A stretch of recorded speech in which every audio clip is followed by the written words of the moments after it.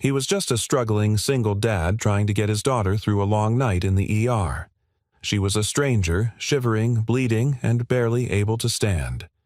When he gave up his place in line for her, he never imagined that one quiet act of kindness would change everything. If you believe in the power of compassion, second chances, and the kind of stories that stay with you long after they're told, don't forget to subscribe and turn on notifications. Now let's begin this unforgettable journey. A struggling single dad gave up his spot in the ER for her. The doctor gasped when he saw her name.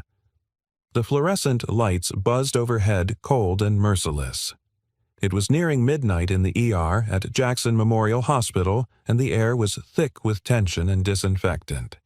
Every plastic chair in the cramped waiting room was filled. People coughed, groaned, and whispered complaints under their breath. A baby wailed in the corner. Somewhere down the hall, a code blue was called and the world briefly stood still. Liam Harris sat hunched on the last seat by the vending machine, his hoodie soaked through from the freezing rain outside. His arms cradled Ellie, his 6-year-old daughter, her head tucked into his chest. Her forehead burned against his chin. She was hot to the touch, her breathing shallow and wheezy, the unmistakable signs of another asthma attack. He'd already used her emergency inhaler. Twice. He hadn't meant to wait this long, but by the time his shift at the site ended demolition cleanup with no overtime, the clinics were closed. The ER was his only option, and tonight it looked like half of Chicago had the same idea. His eyes flicked toward the admissions board. Next, Harris Liam blinked on the screen. Relief bloomed in his chest, sharp and almost painful. He whispered against Ellie's damp hair. "Just a few more minutes, baby. We're almost there." That's when it happened. The automatic doors hissed open with a rush of icy wind. A woman stumbled through, half running, half falling. She was drenched to the bone, her thin coat clung to her, streaked with rain and something darker. Blood. Her skin was pale, almost gray, and as she moved forward she coughed violently into her hand. Then she collapsed hard right onto the linoleum floor. Gasps rippled through the room. But no one moved. People shifted uncomfortably, muttering. "Junkie," someone whispered. "Probably drunk," another said. A security guard started toward her but hesitated when she curled into herself and began coughing up more blood. Liam stared, frozen. The woman looked barely older than 30. Her clothes weren't cheap, just worn. Her boots were expensive but muddy. Her fingernails were painted but chipped. A nurse at the front desk called out Harris. "Mr. Harris, room 3 is ready." He blinked. Stood. Ellie stirred weakly against him, letting out a small whimper. The nurse repeated, impatient now. Sir Liam took a step forward, then stopped. The woman on the floor was struggling to sit up. Her breathing was ragged and blood now stained the floor beneath her. The security guard was still standing back, unsure of whether to touch her. Nobody offered help. Nobody but Ellie. Her voice was barely a whisper. "Daddy. She's sick." Liam looked down at his daughter. Her cheeks were flushed, her eyes glassy. She was still in danger. He knew that. But somehow in her weakest moment she was worried about a stranger. That did it. He walked straight to the reception desk. "Give her my spot." The nurse frowned. "Sir, your daughter. She's stable for now. She's had medication, her breathing's not worsening. She can wait." "But give it to her," he repeated firmly. The nurse hesitated, then finally nodded. "Get me a gurney," she called out. They rushed to the woman, lifted her gently, and wheeled her away. Liam returned to his seat, settling Ellie back onto his chest. She shivered, her little arms wrapping around him like ivy. "I'm proud of you, Daddy," she murmured, and he felt something twist in his chest. He pressed his lips to her forehead.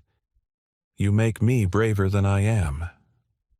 An older man across from him, a heavy-set guy in a mechanic's jacket, snorted. "That's noble. But you might have just cost your kid her lungs." Liam didn't respond. He didn't need to explain it to a stranger. Because in the back of his mind, he saw Jenna. His wife, pale and sweating in their car 3 years ago, writhing in pain while Liam banged on a clinic door that was closed for the weekend. By the time they found a hospital that would take her, it was too late. That helplessness never left him. It lived inside him like a second heart. So tonight he chose differently. A few minutes passed.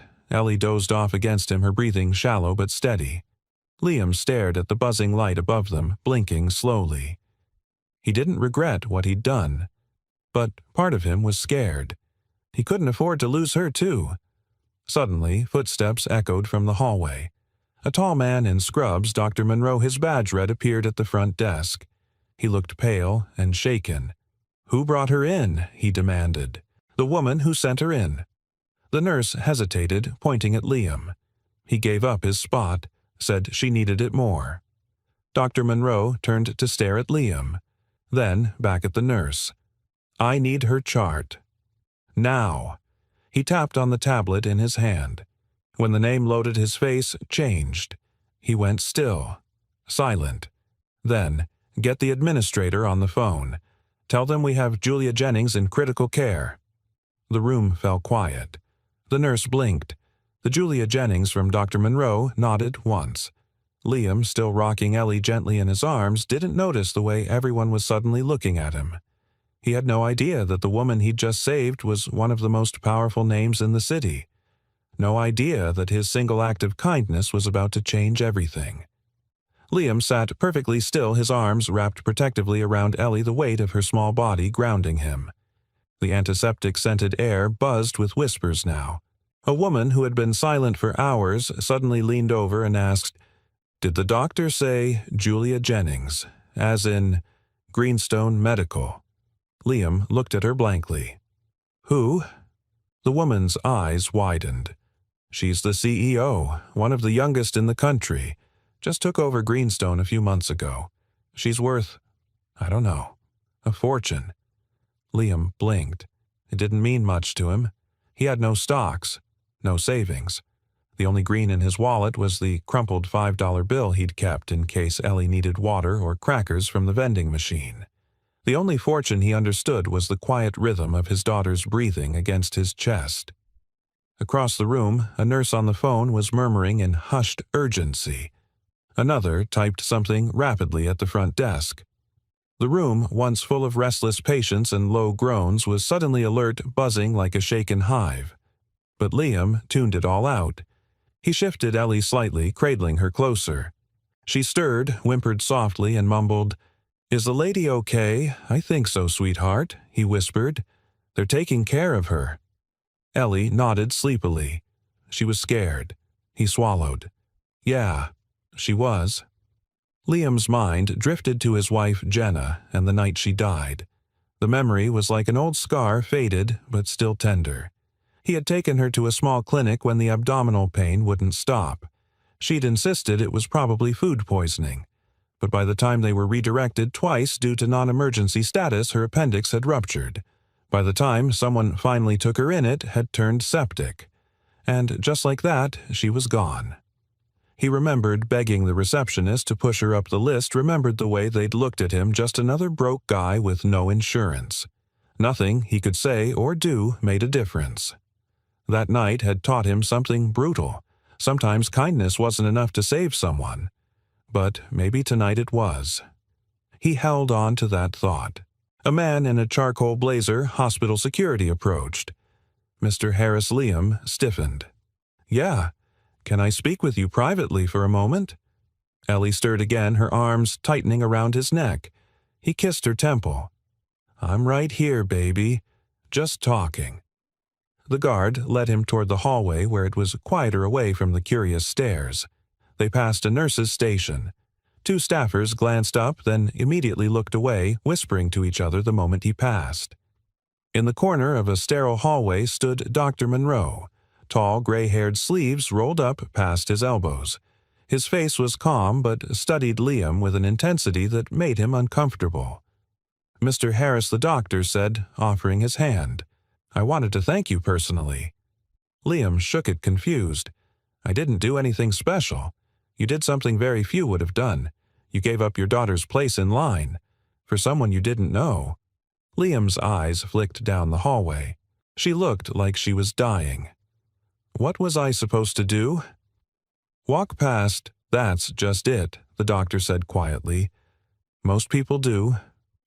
Dr. Monroe hesitated, then glanced around before lowering his voice. The woman you helped tonight is Julia Jennings. She's not just a CEO, she's the executive director of our hospital's largest funding partner.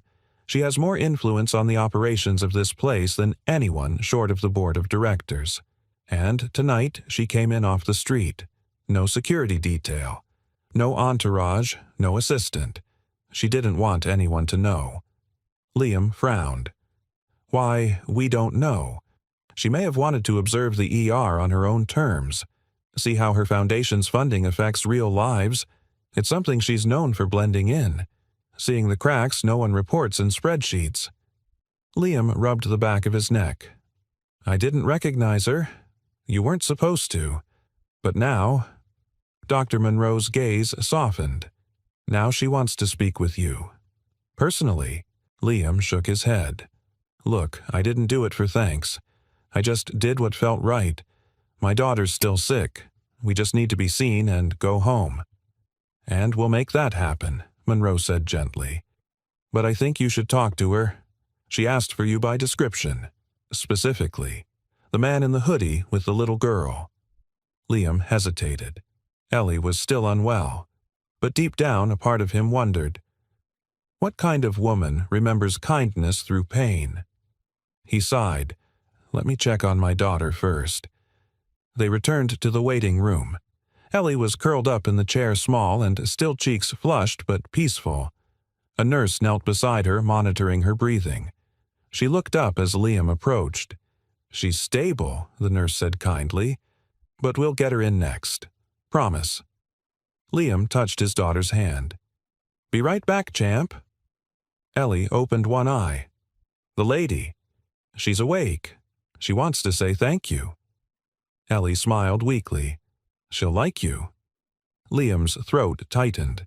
He followed the guard through a set of restricted doors and down a quiet hallway that smelled like antiseptic and fresh paint. As they reached room 6B, the guard gestured toward the partially open door. She's awake. Liam took a breath and stepped inside. The room was softly lit. Julia Jennings lay on the bed, an IV in her arm, her skin pale but no longer ashen. Her eyes, sharp gray-blue alert, met his the second he entered. She smiled faintly. You stayed, she said. I wasn't sure if you would. I almost didn't, he admitted. She studied him, then looked past him as if visualizing the whole ER again. You didn't ask who I was. You didn't hesitate. Why? Liam stepped closer, folding his arms. Because you needed help. That was enough. For a long moment, neither of them said anything. Then she whispered almost to herself, It's never enough. Until someone decides to make it enough. Liam didn't understand what she meant, not yet. But something in her tone and the fragile steadiness of her voice made him realize this meeting was only the beginning. Dr. Monroe had worked in emergency medicine for over 30 years. He had seen gang violence, pile-up collisions, opioid overdoses, and young mothers who gave birth in waiting rooms with no one by their side. But nothing, absolutely nothing, had prepared him for the moment he tapped the screen of his hospital tablet and saw the name flash back at him. Julia Marie Jennings. He read it again, thinking perhaps exhaustion was playing tricks on his eyes. But there it was, bold, unmistakable. Julia Jennings, CEO of Greenstone Medical Holdings, one of the youngest executives in the country, heir to a pharmaceutical empire and recently appointed director of the foundation that had single-handedly saved their ER from shutting down during the budget crisis. The very foundation that bore her family's name. And she was here. Alone. Bleeding in his emergency ward, and she had entered without announcement, without protection, without pretense. He turned to the attending nurse beside him, voice a notch above a whisper. Page, Hospital Administration. Now. The nurse blinked. Wait, you mean that Julia Jennings gets security to clear the hallway and do it quietly? No leaks. In room 6B, Julia lay still, her breathing slower now, more controlled thanks to the IV fluids and stabilizers. Her body ached with exhaustion, but her mind, always sharp even under strain, was racing. She had tried to enter the hospital unnoticed. She hadn't told her assistant. She hadn't brought her driver or security detail. The entire point of tonight was to see truly, see how her hospital served the people it claimed to help. But the pain had been worse than she expected. The stress bleeding ulcer, likely triggered by weeks of sleepless nights and mounting pressure, had erupted suddenly violently. She had barely made it inside.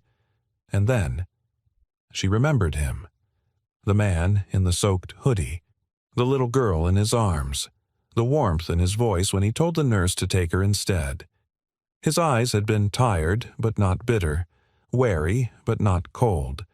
It wasn't just that he gave up his place. It was how he did it. Quietly. Without fanfare. Without asking for anything in return. And that made all the difference. Meanwhile, out in the waiting room, whispers were spreading like wildfire. A young man in a denim jacket leaned toward a woman holding a baby. They're saying that woman's some kind of billionaire. A nurse nearby hushed them sharply. Keep your voice down, no gossiping. But it was too late. Every patient waiting now knew something was happening. Some looked impressed. Others rolled their eyes. Only Liam remained unmoved, sitting beside Ellie, who was now being wheeled toward an exam room by a nurse. "You'll be okay, Pumpkin," he whispered, stroking her damp hair. Ellie smiled through cracked lips. "Is the lady okay, too?" He nodded. "She's doing better." "Good," she whispered. She looked sad. The observation hit him harder than he expected. Sad. That woman had looked terrified, sick, vulnerable, but sad. Back in the hallway, Dr. Monroe stood facing the hospital's director of operations, a woman named Angela Bryant. She had rushed down in heels and a blazer still wrinkled from her car seatbelt. "You're absolutely sure it's her?" Angela asked. "I just spoke with her. It's her, and she doesn't want media attention. Says she came alone for a reason." Angela cursed under her breath. "This could either make or break our funding for the next 5 years." Monroe nodded grimly. "We've got to handle it, right?" Angela hesitated. "Who was the man that brought her in?" "He didn't bring her in. He gave up his daughter's spot in line so she could be seen." Angela's jaw dropped. "Seriously? Seriously?" They exchanged a look that spoke volumes. In their world full of donors who liked to be praised and patients who often felt entitled, that kind of sacrifice was rare, almost extinct. Inside room 6B, Julia sat up slowly as Liam stepped inside. The lighting was low, the kind of soft calm she usually despised in corporate meetings but welcomed now. He stood near the door, awkward and hesitant. "You didn't have to send for me," he said quietly. "I did," she replied. "You saved my life." He shook his head. "All I did was give up a turn in line." "Anyone would have." She smiled faintly. "No, Mr. Harris. That's where you're wrong. Very few people would have done that, not with a sick child in their arms." Her eyes softened, especially in this country. Liam didn't answer. He wasn't sure what to say to a woman like this, someone who had power and presence, but spoke like someone who understood pain.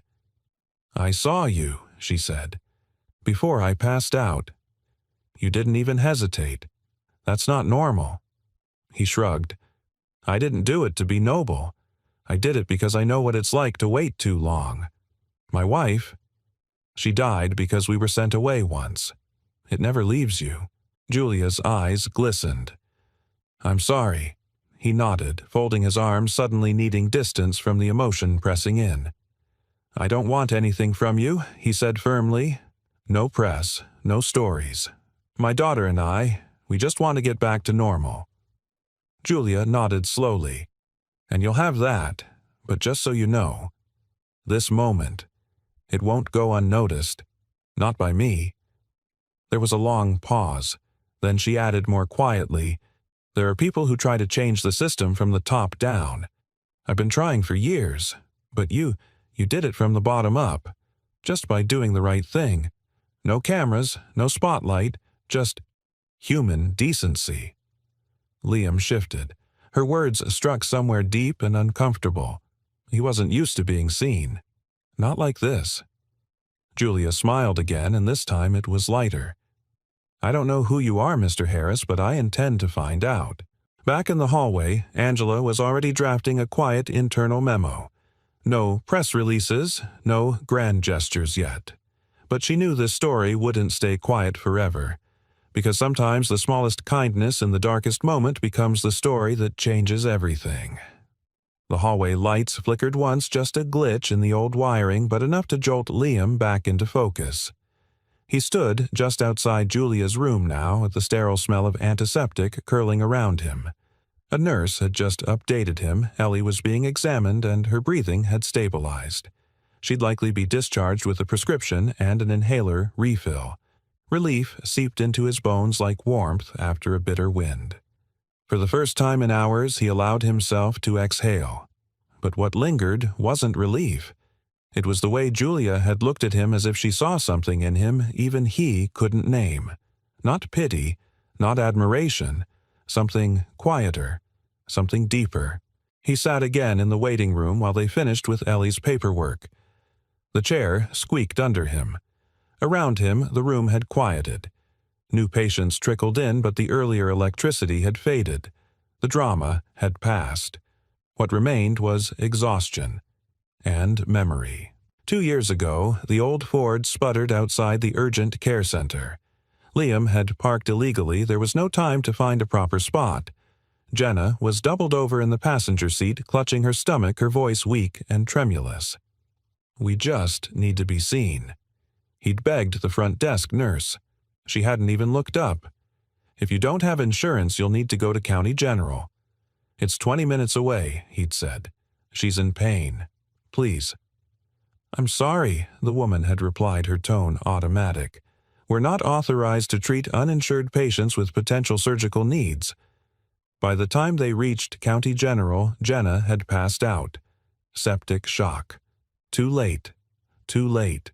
A small voice broke through the fog. Daddy Liam looked up. Ellie stood in front of him, a nurse beside her holding a discharge folder and a plastic bag of medications. "She's all set," the nurse said with a kind smile. She was very brave. Liam stood kneeling to Ellie's level and brushing a curl away from her cheek. Her skin was cooler now, her eyes clearer. "You okay, Munchkin?" She nodded. "They gave me stickers." He chuckled softly. "Then I guess we're good." But Ellie didn't move. Instead, she tilted her head, peering up at him with that too-old look she sometimes wore, Jenna's look. Thoughtful. Steady. "You looked sad again," she said softly. He tried to smile. Just tired. "Is it because of Mommy?" Liam froze for a moment, then nodded. "A little." Ellie looked down. "I miss her." "Me too." She leaned against him, her small hands curling into his coat.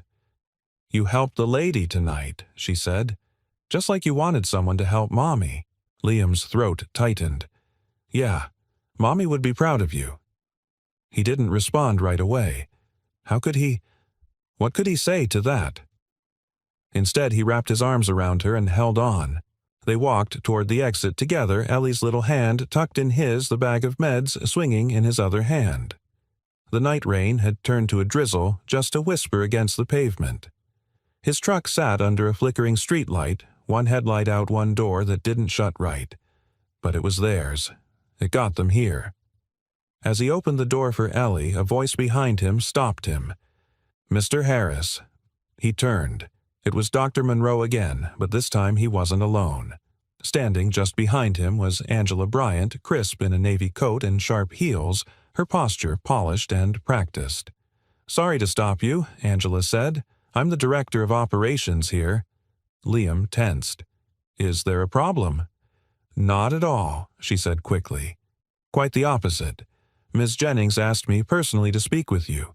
She understands you may not want attention, but Well, she doesn't forget people. Liam shifted Ellie behind him slightly. I appreciate that. But like I told her, I'm not looking for anything. Angela smiled a little softer now. I understand. But you should know. Your story made its way through our staff tonight, and I don't think anyone here will look at that waiting room the same again. Liam said nothing. He wasn't sure what to say to a woman who looked like she managed half the city's budget from her phone. Angela extended a business card. If you ever want to talk about anything, job placement, community partnerships, just consider us a resource. He hesitated, then took it, tucking it into his wallet. Thanks. Angela nodded, gave Ellie a little wave, and disappeared back into the hospital. The truck was cold when he started it, the heater groaning to life slowly. Liam glanced at Ellie now, buckled in, fiddling with her stickers. You still thinking about the lady? He asked. She nodded. Will we see her again? Liam shrugged. I don't know. Ellie was quiet a moment. She looked lonely. Liam turned to her. What do you mean? She looked like someone who didn't have a daddy like you. That hit him harder than he expected. He looked out the windshield, the hospital glowing behind them, its neon red emergency sign blinking into the dark. Maybe they would never see Julia again. Or maybe, just maybe, this wasn't the end of their story. He shifted into drive, his voice quiet but steady. We'll see where the road takes us. That night, after Ellie had fallen asleep in her small twin bed and the house was finally quiet, Liam pulled out the card Angela had given him. He stared at it for a long while. Then he slipped it into Jenna's old recipe box on the kitchen shelf. Not to forget, but to remember when the time was right. Because sometimes the past couldn't be changed, but the future that was still unwritten. Morning broke with a haze that painted Chicago in soft silver. Atop the high floors of Greenstone Medical's corporate tower, Julia Jennings sat wrapped in a thick sweater on her office couch, a mug of tea cooling beside her. She hadn't returned home the night before. Against her assistant's frantic advice, she'd insisted on discharging herself as soon as the IV fluids had stabilized her vitals. Julia hated being coddled. She hated looking weak. But most of all, she hated pretending she hadn't been changed by that night. Her hospital visit was supposed to be anonymous, a spontaneous drop-in to gauge how the system her name funded truly worked. But things had unraveled fast. The ulcer had ruptured. The bleeding had come without warning. She hadn't even made it to the receptionist's desk before the world blurred and she collapsed. And then, him. Liam Harris. That moment looped in her mind like a song she couldn't unhear. The image of him soaked to the bone, a child shivering in his arms, exhaustion carved into his posture, yet he still gave her his place in line. Not for attention. Not to be noble. Just because he saw someone who needed help more than he did. Julia had known 100 men more powerful than Liam. Not one of them would have done what he did. She rose from the couch slowly and walked to the tall windows that looked down over the river. People below looked like ants rushing to work, bundled in coats hunched against the morning chill. All strangers. And yet somehow that man, that father, felt closer to her than the board of directors sitting 3 floors below. There was a knock. Julia turned. Come in. Her assistant, Maya, entered cautiously holding a tablet and a concerned expression. You're supposed to be home, Maya said carefully. Julia waved it off. I'm fine. That's debatable. I'm functioning. That's still debatable. Julia managed a smirk. Maya, who had worked for her for 3 years, was one of the few people who didn't tiptoe around her status. She appreciated that, especially today. Maya sat on the edge of the leather chair and held up the tablet. I pulled the internal footage from the ER lobby like you asked. No audio, just video. But it's all there. The moment he stood up. The way he talked to the nurse. You can even see the girl whisper something to him before he decides. Julia leaned forward as the footage played. She watched herself stumble in, watched her own body fall. But more than that, she watched Liam's. The stillness before movement. The glance at his daughter. The hesitation. Then the decision. He stood. He walked. He didn't look back. "Pause it," she said softly.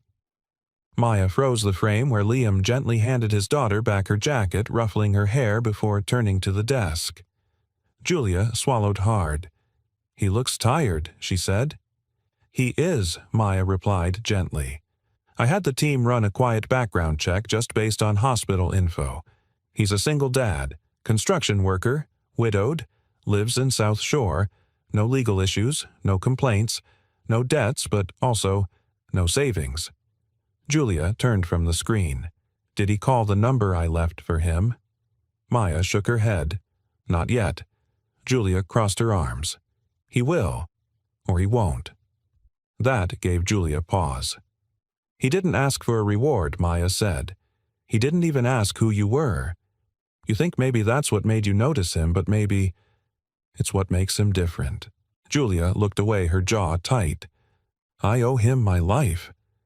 "Maybe," Maya said gently, "you owe him something else."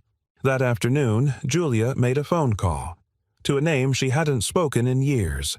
Jacob Fisher, her mentor, and one of the founding board members of the Jennings Foundation. He answered on the second ring.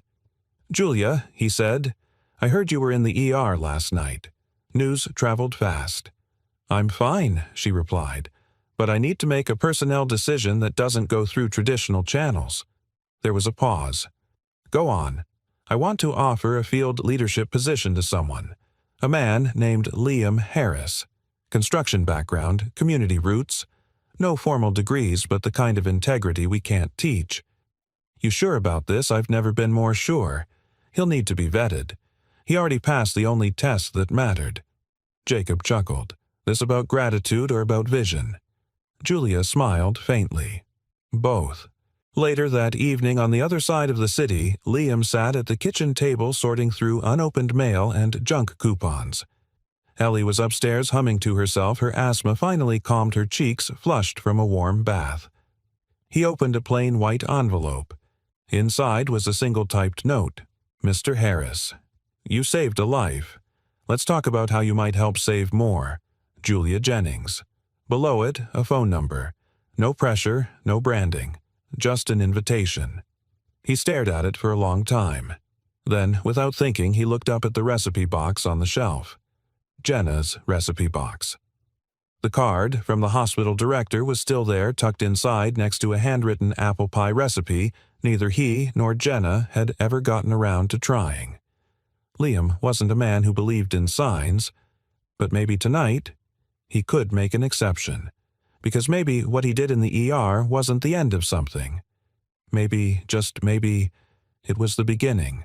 The next morning began like any other in Liam Harris's house, quiet, simple, and a little frayed at the edges. The radiators hissed and clanked, struggling to push warmth through the drafty South Shore duplex. The smell of instant oatmeal drifted from the kitchen as Liam stood in front of the bathroom mirror, adjusting the collar of the one dress shirt he owned that didn't have a paint stain. He hadn't called the number yet. The note from Julia sat on the counter beside his toothbrush, its crisp edges now slightly bent from how many times he'd unfolded and refolded it. "You saved a life. Let's talk about how you might help save more." He had stared at that line for hours the night before, turning it over in his mind like a puzzle piece he wasn't sure where to place. He'd made decisions his whole life out of necessity, where to work, when to quit, which bills to pay first. But this felt like a decision about purpose. And purpose was harder. Ellie peeked around the doorway, still in her pajamas, her hair a wild halo from sleep. "Is that the lady's letter?" Liam smiled gently. "Yeah, baby, it is." "You gonna call her?" He hesitated. "I'm thinking about it." Ellie stepped closer, barefoot on the cold tile. She looked like someone who doesn't have people. Liam blinked. "What do you mean?" "I don't know," Ellie said softly. She looked like she needed someone who isn't afraid to tell her the truth. Someone kind, like you. Liam knelt, brushing her hair behind her ears. "You're a lot smarter than your dad." She shrugged. "I just see things. He made the call at 9:17 a.m. The line rang once, then twice, and then a familiar voice picked up. Liam Harris. It was Julia, calm, composed. But there was something in her tone, something warmer than formality. Familiar even. "I wasn't sure if you'd call," she said. "I wasn't sure either." A beat of silence. Then she said, "I'm glad you did." They met later that day at the Grove, a non-profit community hub Julia's foundation had helped rebuild 2 years ago. The center offered after-school tutoring, job skills workshops, and warm meals, all the things Liam wished had existed when he was a kid. He walked in and found Julia waiting in a modest conference room, dressed casually this time, jeans, a navy blazer, and a simple ponytail. No designer labels, no entourage. She stood when he entered. "Thanks for coming." He gave a half shrug. "You asked." She gestured to a seat. "I didn't want to meet in an office tower. I thought you'd appreciate something that felt real." He looked around the room, worn chairs, handmade posters, a smell of crayons and old coffee. It did feel real. Julia sat across from him, her hands clasped lightly on the table. "I've been thinking a lot about the way we build change," she began. "Most foundations operate from the top down. But what happened in that ER, what you did, reminded me that the most powerful moments of change start small, human, unseen." Liam tilted his head. "You want me to be a spokesperson?" She smiled. "No. I want you to work with me." He blinked. "Doing what exactly? Project oversight? Community liaison? You've got the experience in construction, and more importantly, you understand people who don't trust suits and slogans." He frowned slightly. "I'm not a college grad. I've never written a grant. I've never even been on LinkedIn." Julia leaned in. "You have something better. You have credibility. You walk into a room and people know you've lived what they're living. And that's not something I can teach." Liam looked down at his calloused hands. "I'm not sure I belong in a place like this." "You belonged in that ER more than anyone else in it," she said softly. "And you didn't wait for permission to do what was right." He sat back, processing. She waited. Then he asked quietly, "Why me?" Julia hesitated, her eyes dropping for the first time. "Because I used to be like Ellie." Liam looked up. "I used to wait in ERs with my mom. We didn't have money. I learned early what it meant to be invisible. And when you grow up like that, you spend the rest of your life trying to matter, trying not to be powerless again." She looked at him then, her voice steady but thick with memory. "I built a life with walls so high no one could touch me. But last night I wasn't a CEO. I was just a sick woman on the floor. And you saw me. Not because of my name, not because of my status. You just saw someone who needed help." Liam's throat tightened. Julia continued, "That's the kind of person I want building the future with me." They walked out together as the afternoon light stretched across the pavement. Kids were gathering near the entrance for after-school snacks. A teenage girl tripped on the steps, and Liam instinctively reached out to catch her elbow before she fell. She mumbled thanks and ran off, cheeks pink. Julia watched quietly. "You don't even notice when you do it, do you?" she asked. "Do what? Step in? Just help?" Liam shrugged. "I guess it's how I was raised, or maybe it's just who I became after losing someone." She nodded slowly. "Loss has a way of shaping what we give." They stood by his truck, the moment stretching. "You don't have to decide now," she said, "but the offer is real. Not because I owe you, but because I believe in what you can do." He looked at her and for the first time saw not the CEO, not the name, but the woman behind it. Human, flawed, grateful. "I'll think about it," he said. She smiled. "That's all I ask." That night, as he tucked Ellie into bed, she looked up and whispered, "Was the lady nice?" "She was," he said softly. "Will we see her again?" Liam paused, brushing a curl from her cheek. "I think we just might. Because maybe, just maybe, kindness wasn't a detour. It was the beginning of a new road." The phone call came 2 days later while Liam was hammering drywall into a renovated two-flat on 73rd Street. His old buddy Marco had thrown him the job for a week under the table. No benefits, but enough to cover groceries and Ellie's meds. He stepped outside when the phone buzzed in his pocket. Mr. Harris said the voice on the line, polished, professional, rehearsed. "This is Alexis from Greenstone's executive office. Ms. Jennings asked me to extend an official thank you and to inform you that she's arranged a monetary gesture of appreciation. A gift of $15,000 has been allocated to your name, no strings attached. You can claim it at your convenience." Liam froze mid-step on the gravel path behind the building. His boots crunched into a spot of broken glass. He looked toward the sky, gray and low with impending snow. 15,000, he repeated slowly. "Yes, sir. Miss Jennings wanted to express her gratitude for what you did at the hospital. The funds can be wired immediately." He was silent. His breath fogged the air. That much money would change a lot. Fix his truck, pay rent for 6 months, finally take Ellie to the dentist, maybe even buy her a new coat that didn't come from a donation bin. But the idea of taking something for what he'd done sat heavy in his chest. "I'm sorry," he said finally, his voice quiet but certain. "I appreciate it, but I can't accept it." There was a pause. "I don't understand. I didn't help her because I thought it would come back to me. I did it because it was the right thing to do. That's enough." Another beat of silence. Then the voice replied more gently this time. "I'll let Ms. Jennings know." When Liam ended the call, he didn't feel noble or brave or virtuous. He just felt right. That evening after dinner, he told Ellie. $15,000, she repeated, eyes wide. "Yeah." She blinked. "That's like 100 million stickers," he chuckled. "Something like that, and you said no." Liam leaned forward on his elbows.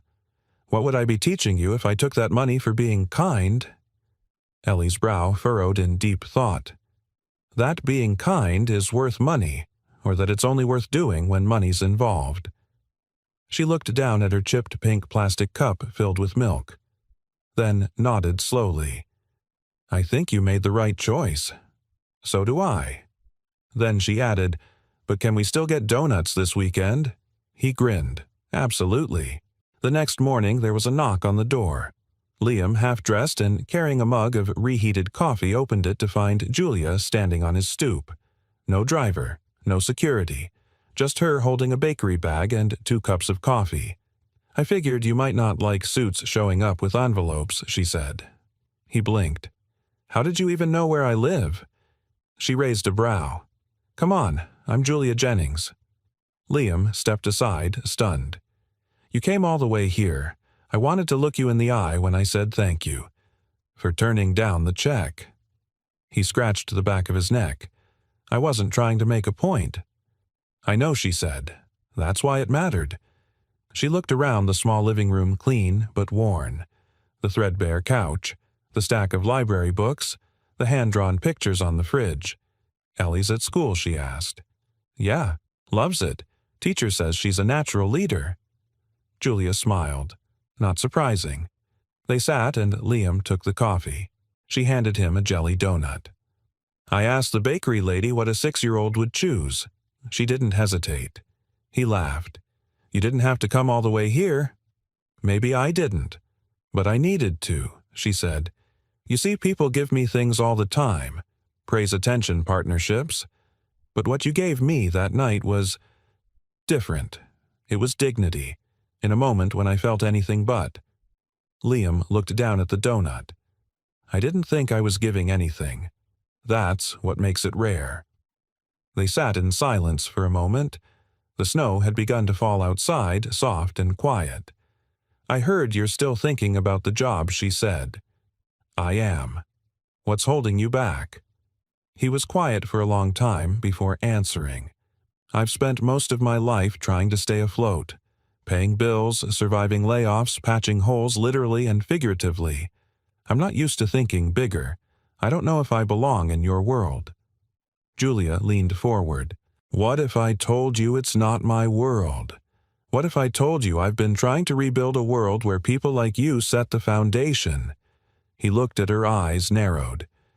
You mean that? More than I've ever meant anything. He thought of Ellie, of Jenna, of the man he used to be, of the man he was trying to become. Then he nodded. I'm in. Julia smiled, genuine, unguarded. Good, because I've already scheduled your orientation for Monday. He laughed. Of course you did. As she stood to leave, Julia turned at the door. You know, I never believed in fate. But lately, I'm starting to think it believes in us. Liam leaned against the doorframe, coffee in hand, watching her walk down the snowy steps. Maybe he said. Or maybe kindness just has a way of circling back. And for the first time in years, as the snow fell gently across South Shore, Liam Harris didn't feel like a man surviving. He felt like a man beginning. Monday morning came dressed in quiet sunlight, the kind that slipped through windows without asking permission. Liam stood outside the towering glass doors of Greenstone's Community Development Division, his worn boots planted firmly on the concrete, his heart thudding a slow, uncertain rhythm. He had changed out of his usual hoodie and jeans today. He wore clean khakis, a button-down shirt, and the one decent jacket Jenna had bought for him before she passed. Ellie had insisted he wear it, said it made him look like someone who builds bridges. Maybe she was right, because what he was about to step into felt a lot like crossing one. The lobby was warm and open, nothing like the corporate towers he'd imagined. There were photos of neighborhoods being rebuilt, murals painted by kids from local schools, and faces, real faces smiling from framed project snapshots. It didn't feel like a place where suits barked orders. It felt like possibility. At the front desk, a kind-eyed receptionist smiled. Mr. Harris. He nodded. Ms. Jennings is waiting for you upstairs. Julia was in the conference room when he entered, standing beside a wall lined with blueprints and floor plans. She wore a slate-gray turtleneck and slacks, her hair tucked behind one ear. No makeup today, just herself, sharp and composed. Morning, she said with a smile that didn't feel obligatory. You really meant it, huh? Liam said, glancing at the plans. I don't offer things I don't intend to follow through on. He stepped closer, hands in his pockets, trying to wrap his head around what he was seeing. Diagrams of community centers, food banks, affordable housing, real places with real impact. I thought you meant maybe some part-time advisory thing, he said. Julia looked amused. What I offered you is bigger. This isn't a charity job. It's a leadership position, field manager for Greenstone's new initiative, Roots Rebuilt. She tapped the blueprint closest to her. We're launching a pilot in 5 neighborhoods. South Shore is one of them. We need people from the community to lead the teams that build the infrastructure, hire local workers, and ensure everything reflects the people it's meant to serve. Liam's brows furrowed. And you want me to run? 1. Julia nodded. Yes. You'll have support training, a project team, legal resources. You won't be alone, but you'll be leading. He stared at the drawings, letting the weight of it settle. I've led construction crews, he said slowly, but I've never led something like this. That's exactly why I want you, she said. This isn't just about building walls. It's about building trust. You don't walk into a broken neighborhood with a clipboard and expect people to fall in line.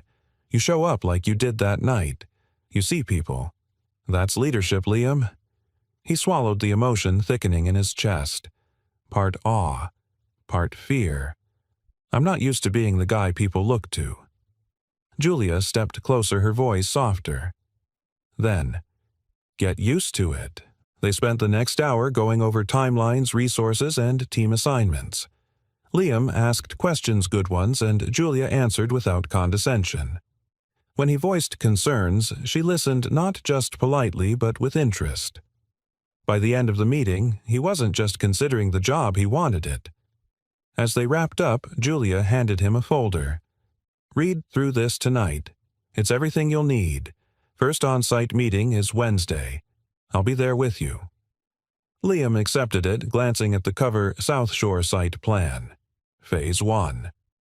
Something about seeing his neighborhood's name in bold print on official letterhead stirred something in him. It felt like ownership, like redemption. "Why are you really doing this?" he asked, watching her. Julia paused, then said carefully, "Because when I was 8, my mom got evicted from our apartment in Bronzeville. It was December. We slept in our car for 3 nights before a church took us in." Liam's expression softened. "I made a promise to myself," she continued. "If I ever had power, I'd build something that didn't forget people like her." She turned to him, eyes steady. "And I can't do it alone." He nodded slowly. "You won't have to." Later that afternoon, Liam picked up Ellie from school. She ran toward him, her backpack bouncing and hair flying in the wind. He scooped her up mid-stride, spinning her once before planting her gently on the ground. "You smell like sawdust and coffee," she said, wrinkling her nose. "Good. That's what progress smells like." She grinned. "Did you go to your new job?" "I did. And guess what? We're going to help rebuild places that help families." Ellie's eyes widened. "Like the place with the soup and art supplies." "Exactly like that." "Are you the boss?" He chuckled. "Sort of. But it's more about helping the right people do the right work." She thought about that, then nodded solemn. "Mommy would like that." Liam blinked, the words hitting with soft, unexpected force. "Yeah," he whispered. "I think she would." That night, while Ellie colored at the table, Liam read through the folder Julia had given him. It was thick with numbers charts, zoning maps, but also handwritten notes in the margins. Notes in Julia's looping cursive include local artist proposal here. Playground design, community-led hire from within, no outsourcing unless absolutely necessary. Every page told the same story. This wasn't a vanity project. It was a mission. He looked over at Ellie, who was now sketching something with crayons.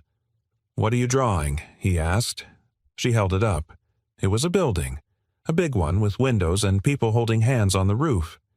"It's a place where nobody's cold and nobody's left out," she said proudly. He stared at it, heart swelling. "That's a good place," he said. She beamed. "You can build it, right?" Liam looked back at the plans, then at the girl who still believed anything was possible. "I think I already am." The wind off Lake Michigan bit sharp that Wednesday morning, but it couldn't cut through the warmth building in Liam Harris's chest. He stood at the edge of the vacant South Shore lot, his hands tucked into his jacket pockets, eyes scanning what would soon become the beating heart of something new. The ground was nothing but frost-bitten earth and gravel. Rusted fencing lined the perimeter, graffiti scrawled across it in faded blues and reds. In the distance, a couple of kids on bikes slowed to watch the small cluster of people assembling near a white van emblazoned with the Roots Rebuilt logo. Liam had been in dozens of sites just like this, dead land forgotten by city planners and too risky for developers. But today was different. Today, he was leading the crew. And this land wasn't just a project. It was a promise. Julia arrived a few minutes later, stepping out of a black SUV with a travel mug and an energy that, despite her exhaustion, still somehow commanded attention. She approached Liam with a familiar smile. "You showed up," she teased. "I said I would. Yeah, but you wore a real shirt and everything." He chuckled, glancing down at his navy flannel. "This is my real shirt." She sipped her coffee, eyes on the lot. "Hard to imagine in 6 months this place will hold classrooms, a food pantry, a clinic wing, and a playground." Liam nodded. "You know what I see? What a patch of ground that's been waiting for someone to care." She turned to him, then something softer in her gaze. "Then, let's be the people who care." The morning kicked off with site introductions. Julia spoke first, brief, confident, not a word wasted. She introduced Liam not as a contractor, but as project lead.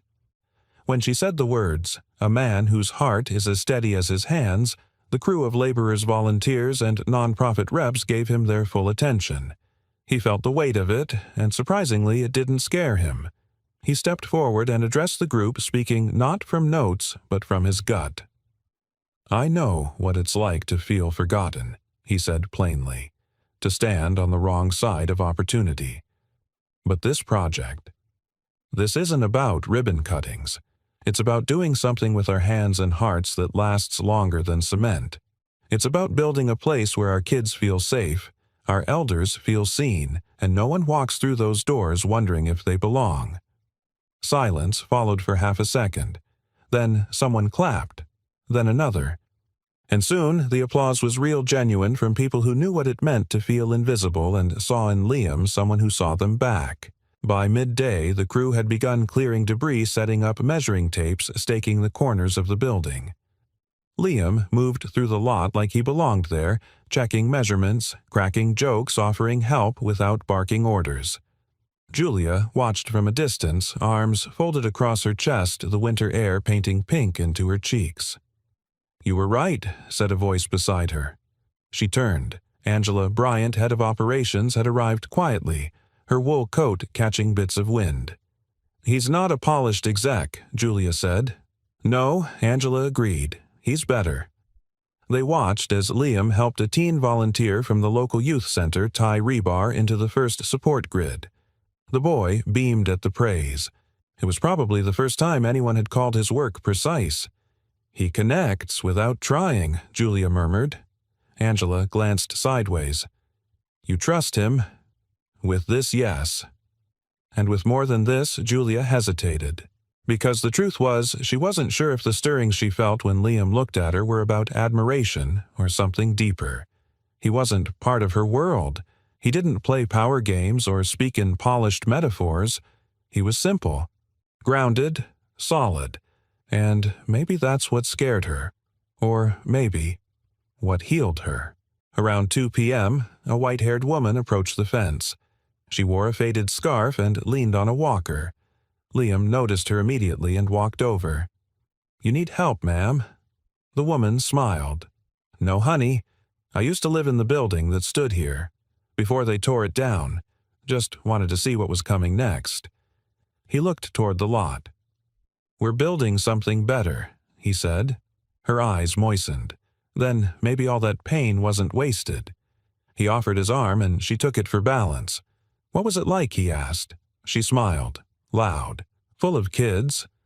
The walls were thin, but the laughter was thick. Liam grinned. "Then we'll build walls thick enough to hold the new laughter." That evening, Julia found Liam in the back of the lot rolling up measuring tape and brushing dust from his jacket. The sun was dipping low, casting long shadows that made the empty field look almost sacred. "You've got a way with people," she said. He looked up. "I'm just listening." Most people listen to respond. You listen to understand. He didn't respond right away. Then said, "People don't need saving. They just need someone to stand beside them until they remember how strong they are." She nodded, looking out at the staked earth already alive with energy. "I think this place is going to be something special." "It already is," he said, "because it's the first place I've been in a long time that doesn't make me feel small." Julia turned to him. "Liam," she said carefully, "what would you say if I told you I don't think we met by accident?" He studied her a moment. "I'd say, I don't believe in accidents anymore." And in the quiet between them, under the golden, fading light of a city ready for change, something invisible but unmistakable began to build. Not with bricks, but with trust. The morning sun hit the windows of the nearly finished community center, glinting off the fresh glass panes like a silent anthem of progress. What once had been an empty frost-bitten lot was now alive with the sound of power tools, laughter, and purpose. Cement had dried into the bones of a building that meant more than shelter. It meant healing. Inside the main hall, Liam knelt beside a newly installed bench, checking its bolts for the third time. His hands were rough-cracked from winter air and weeks of labor, but they moved with care, not just for the wood, but for what it symbolized, a place for someone to finally sit down and be seen. The center was nearly complete. The roof was sealed, the wiring passed inspection, and local kids had even helped paint a mural on the far wall. In it, a circle of people stood hand in hand beneath a tree with roots spreading in every direction. Roots rebuilt. It was Ellie who'd suggested the design, and Ellie who now came running through the double doors, her backpack thudding against her spine, her braids bouncing. "Daddy! Daddy, come quick." Liam stood. "What's wrong?" She was out of breath but beaming. "It's the little boy from the apartments, the one with the big dog. He fell on the sidewalk by the alley. He's bleeding, and his arm looks weird. Miss Jean said she tried to call an ambulance, but they're delayed because of the pileup on 67th. Liam's heart seized. "Where is he now? They're bringing him here." Without another word, Liam grabbed his jacket and bolted outside. A crowd had gathered at the edge of the construction zone. Miss Jean, a retired nurse and local community leader, stood beside a small boy whose face was pale and pinched with pain. His arm hung limp at his side, twisted slightly. Blood ran down to his fingertips. "He fell off his bike," Miss Jean explained. "We called 911, but the dispatcher said they're backed up. I didn't know where else to go." Liam looked down at the boy, then over at the clinic wing of the community center, not officially open but functional. "Bring him in?" Someone hesitated. "But we're not licensed yet." Liam turned. "We don't need a license to stop bleeding and stabilize a fracture. We just need a heart." He carried the boy gently in his arms, Ellie holding the boy's bike behind him like a soldier guarding treasure. Inside, Liam placed the child on one of the padded benches and called over Maya Julia's assistant, who happened to be helping catalog supplies that day. Maya had some EMT training, and together with Miss Jean, they cleaned the wound and fashioned a splint. By the time the ambulance arrived, 20 minutes later, the bleeding had stopped, the pain was managed, and the boy had stopped crying. A paramedic gave Liam a nod of genuine respect. "Who set the fracture?" Liam shrugged. "Miss Jean." I just held his hand. The medic grinned. "Good job. You saved us a lot of time." Julia arrived minutes later, her car skidding slightly into the icy lot. "I heard the call come through dispatch," she said, breathless, as she jogged toward the clinic doors. "Is he?" "Stable," Liam said. "He's on his way to the hospital now." Julia took him in, dust on his sleeves, blood on his hands, sweat at his brow, and something inside her swelled with a pride that was unfamiliar but real. "I guess this center passed its first test," she murmured. Liam gave a tired smile. It wasn't just the building. It was the people inside it. She stepped closer, her voice softer. "People like you." He didn't answer right away. His chest rose and fell, the adrenaline still fading. "I used to think my hands were only good for holding tools," he said. "But lately, it feels like maybe they were meant to hold more." Julia blinked, caught off guard by the vulnerability in his voice. He turned to her. "Thank you, for not just seeing me, but trusting me." Julia's eyes held his. "Thank you for proving what I hoped was true, that doing the right thing still matters. That good men still lead." She hesitated, then pulled a folded paper from her coat. "I wasn't sure when to show you this," she said, handing it to him. Liam unfolded it carefully.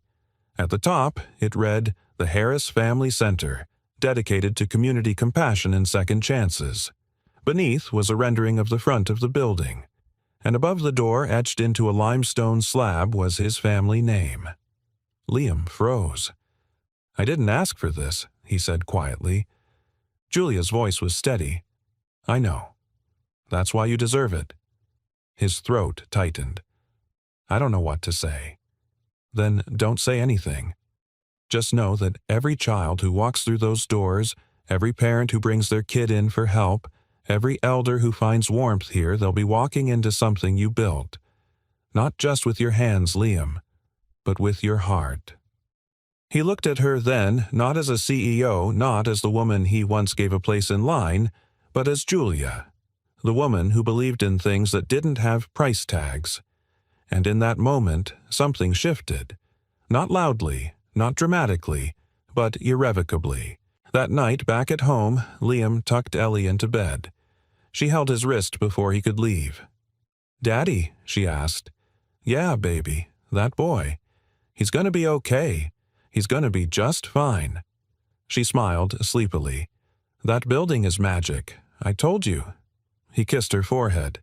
"You were right." She looked up at him through heavy lids. "Is it still going to be ours?" It always was. And outside, in the quiet dark, the Harris Family Center stood no longer just brick and mortar, but a living testament to what one act of kindness could become when someone refused to walk away. Spring arrived gently that year, the kind that didn't trumpet its arrival but revealed itself through small kindnesses, buds pushing through cracked sidewalks, coats traded for sweaters, laughter blooming in backyards. And in the heart of South Shore, where a forgotten lot had once sat dormant beneath frost and rust, something new now stood proud. The Harris Family Center was open. It breathed. It sang. And it welcomed every soul who stepped through its wide glass doors. The grand opening wasn't flashy. No ribbon-cutting ceremony with city officials, no fireworks or media circus. That had been Julia's call. This place isn't for headlines she'd told her board. It's for the people who never make them. Instead, it was families, dozens of them, gathered in folding chairs on a sunny Saturday morning, holding paper cups of lemonade and watching their children race barefoot across the freshly seeded lawn. Local artists hung paintings in the hallways. Volunteers set up tables stacked with school supplies, gently used clothes, books donated from neighborhood churches and synagogues. There were faces from every walk of life. And at the center of it all, standing by the front door in a button-down shirt his daughter had picked out, was Liam Harris. He greeted every guest, not like a politician, like a neighbor. Miss Jean brought brownies and hugged him twice. The white-haired woman who once lived in the torn-down building wiped her eyes when she saw the mural her grandson had helped paint inside. Marco, the contractor who had given Liam odd jobs in darker times, showed up in a clean shirt and gave him a long, quiet handshake that said more than words ever could. Liam turned to see Ellie standing by the check-in desk directing kids to the art room with a clipboard in her hand and a pencil tucked behind her ear like she owned the building. Julia stood beside him, watching with a grin. "She's going to take over this place in 5 years," she said. Liam smiled. "Make it 3. They stood in silence watching Ellie laugh with 2 boys over marker stains on their hands. Julia glanced sideways. "Do you ever think about that night?" The ER. She nodded. Liam looked out over the courtyard where someone had just begun strumming an acoustic guitar. "I think about it every day. Not because I think I did something big, but because it reminded me that small things matter more than we ever know." Julia was quiet a moment, then said, "I wasn't supposed to be at that hospital. I was supposed to be at a board dinner across town. I just couldn't face another room full of suits talking about problems they've never lived." "You walked into that ER looking for something," Liam said softly. "I did," she admitted. "I didn't know what, but I found you." He turned to her, his voice calm but full. "And I found something, too. I found the part of myself I thought had died with Jenna." Her eyes softened. "I used to think purpose was something handed to people," he said. "That maybe I'd missed my shot. But then you walked in, and everything changed." Julia reached into her coat pocket and pulled out a single sheet of paper. Folded. Familiar. "I have something for you," she said. Liam unfolded it. It was a medical chart. His, or rather Ellie's. The original ER intake form from that night. Her name. His name.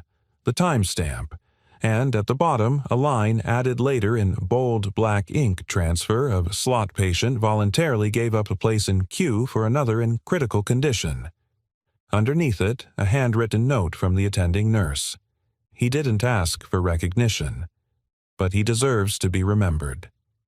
Liam stared at the page, his throat tight. Julia touched his arm. "This is going into our archive at Greenstone. Not because it's policy, because it's a reminder of what kind of world we're trying to build."